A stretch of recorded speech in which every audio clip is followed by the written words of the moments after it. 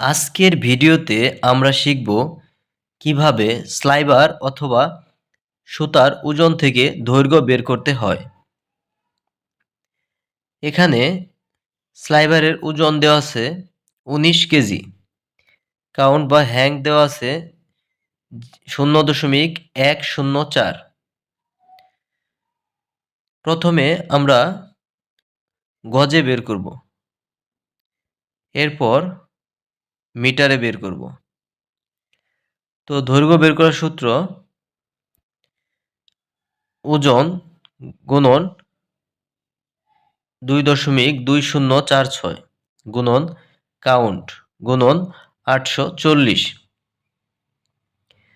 যেহেতু ওজন কেজিতে দেওয়া আছে, এই কারণে ২.২০৪৬ দিয়ে গুণ করে পাউন্ডে নেওয়া হলো।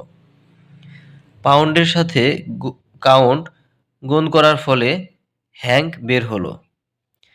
হ্যাঙ্কের সাথে ৮৪০ গুণ করার ফলে গজ বের হলো। তাহলে ক্যালকুলেশন করলে রেজাল্ট আসে ৩৬৫৯ গজ। এখন আমরা এটা মিটারে প্রকাশ করব।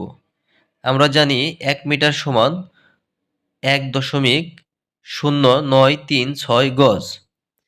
তাহলে ৩৬৫৯কে ১.০৯৩৬ দ্বারা ভাগ করলে মিটারে চলে আসে, রেজাল্ট আসে ৩৩৪৬ মিটার।